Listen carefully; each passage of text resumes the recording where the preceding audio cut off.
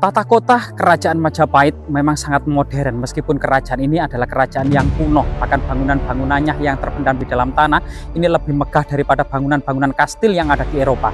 Kolam Segaran seluas kemudian 6 hektar. Ini merupakan sebuah kolam untuk menampung debit air ketika musim penghujan, menghindari banjir-banjir yang terjadi di ibu kota dan istana-istana Kerajaan Majapahit.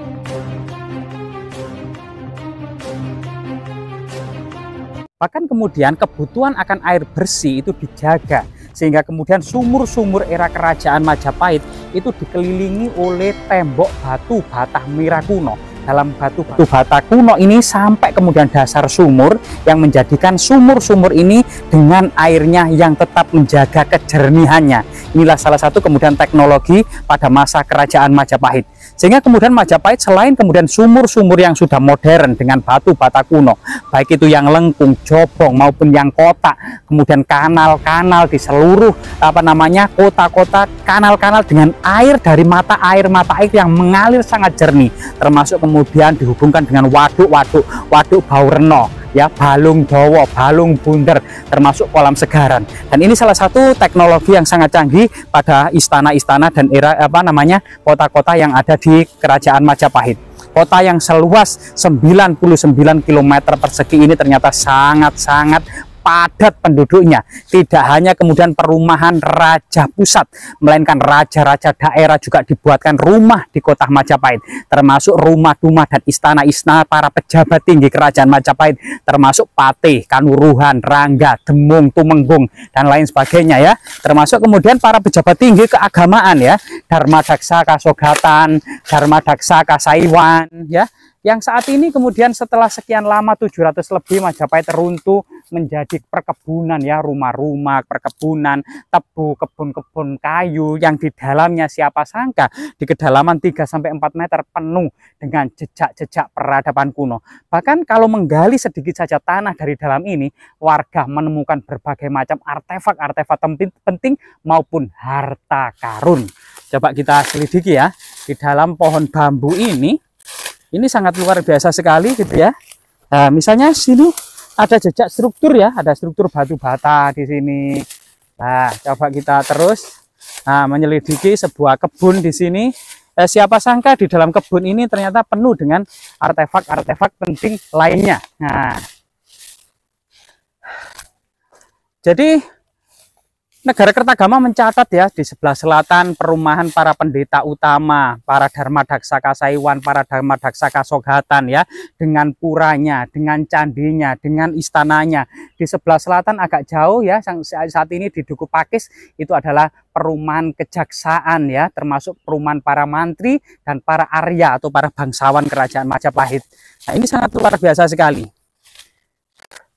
Nah, misalnya kemudian yang dikumpulkan oleh warga ini ternyata sangat banyak artefak-artefak penting, ya. Kalau nggak salah itu di lokasi di sini, ya, kita akan melihat bagaimana kemudian sebagian ini sudah dikumpulkan oleh masyarakat atau warga. Nah,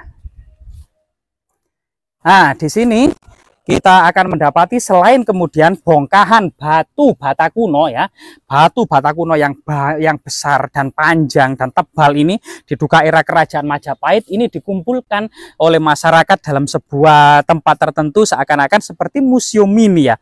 Ada banyak sekali batu-batu gandek, ya.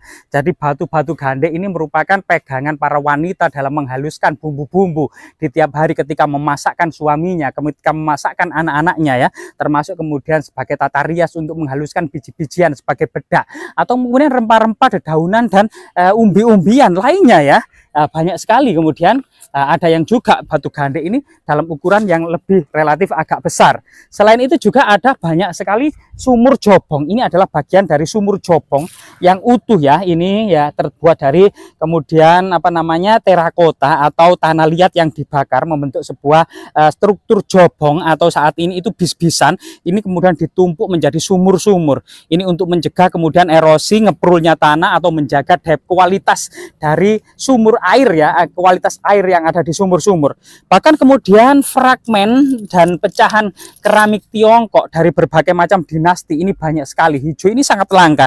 Yang diduga kemudian yang sebanyak ini dahulunya merupakan perumahan para bangsawan atau elit dari kerajaan Majapahit ya, menggunakan alat-alat sehari-hari untuk masak atau untuk makan sesuatu atau menghidangkan sebuah hidangan ini dengan alat-alat diimpor dari Tiongkok ya, Tiongkok sekitar lembah sungai Huangho, sekitar lembah sungai yang Sekiang ya. Ada kemudian produksi-produksi terbesar dari keramik Tiongkok seperti produksi Gansu ya, Longshan lah, ini adalah lokasi-lokasi provinsi penghasil keramik-keramik Tiongkok. Termasuk kemudian fragmen tembikar ya.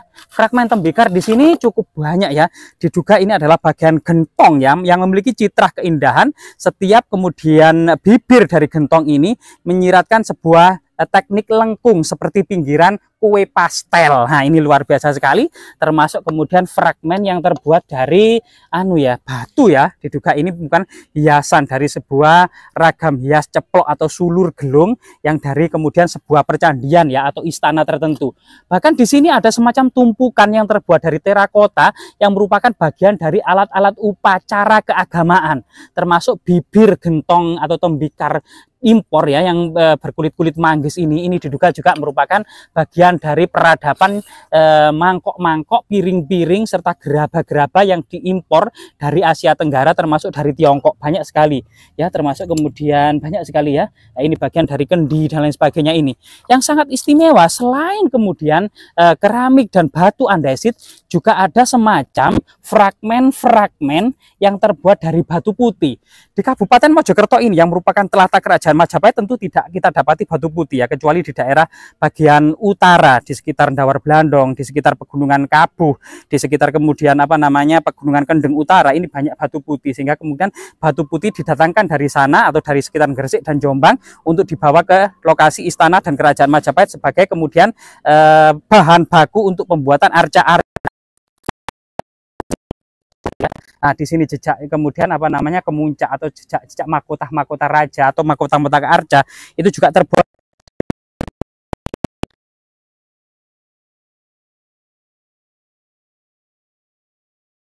Kemungkinan memang banyak sekali. Lah, termasuk kemudian di sini ini adalah jejak kendi.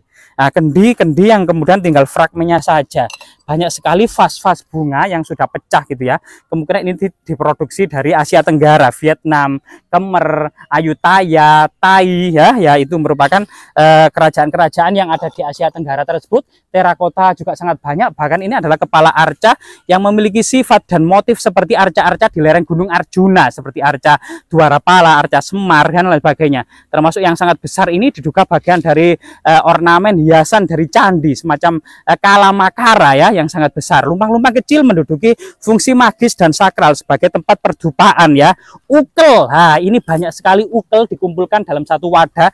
Ukel ini merupakan hiasan genting. Jadi masyarakat di perkotaan Majapahit rumah-rumah sudah terbuat dari genting dengan pinggiran-pinggiran terbuat dari ukel ya, hiasan-hiasan genting. Termasuk kemudian di sini ada semacam fragmen alat-alat upacara keagamaan yang juga terbuat dari tembikar-tembikar kuno. Selain itu juga ada banyak lumpang-lumpang ya, lumpang-lumpang kecil, lumpang-lumpang besar dan berbagai macam terakota dan hiasan-hiasan dinding serta hiasan-hiasan tiang kayu yang ditempelkan di tiang-tiang kayu ini cukup banyak sekali ya. Dan bagaimana kemudian corak peradaban masa lalu yang gemerlap dengan segala teknik art ya, yaitu tradisi sebagai seni budaya dan ragam hias tembikar ini yang saat ini hampir-hampir sudah mulai punah. Bahkan di sini kita menemukan semacam tempat semacam kepala celengan ya, atau kepala kendi yang mirip seperti celengan atau kemudian hewan babi hutan ya, hewan babi hutan sebagai bentuk celengan era kerajaan Majapahit. Coba kita lihat banyak sekali kan di area ini fragmen-fragmen dan termasuk tugu batu ya, arca batu, bagian pipisan, terakota ya, termasuk kemudian kemuncak, alat-alat upacara, pipisan, batu lumpang ya. Banyak sekali hal-hal yang sudah dikumpulkan oleh masyarakat. Inilah salah satu citra semacam bagaimana kemudian meraba mereka serta kemudian menerawang kehidupan masyarakat Majapahit, kehidupan masyarakat kota dan istana kerajaan Majapahit dengan berbagai peralatan-peralatan yang ada seperti ini ya. Luar biasa sekali ya, termasuk kemudian banyak sekali, bahkan ini adalah gentong-gentong raksasa yang di dalamnya ternyata berglasir warna kulit manggis kecoklatan ya. Dan di sini struktur berglasir seperti ini atau tembikar-tembikar berglasir ini diduga memang diimpor dari Tiongkok maupun Asia Tenggara. Jadi ini sangat luar biasa sekali, tinggalan di sini sangat banyak sekali, dan ini menjadikan kemudian masyarakat memiliki motivasi, inspirasi untuk terus melestarikan dan melindungi dan agar kemudian tinggalan-tinggalan seperti ini tidak hilang dan tidak lenyap gitu saja, sebagai inspirasi, sebagai edukasi juga, sebagai pengetahuan bagaimana pola-pola sejarah kehidupan perkotaan dan istana kerajaan Majapahit di masa lalu. Inilah bukti bahwasanya Majapahit itu nyata, Majapahit itu kaya, Majapahit itu makmur, dan Majapahit memang pantas melindungi seluruh Nusantara pada abad ke-14 dan ke-15. Ini sesuatu yang patut dibanggakan sebagai inspirasi jika leluhur kita pernah mampu kemudian menyatukan Nusantara dan memakmurkannya, maka suatu saat nanti kita pun sebagai generasi penerusnya akan juga memiliki kemampuan dengan usaha dan pengorbanan ya, tentunya akan bisa kemudian memiliki sejarah yang membanggakan seperti yang ditorehkan oleh leluhur kita, leluhur Majapahit.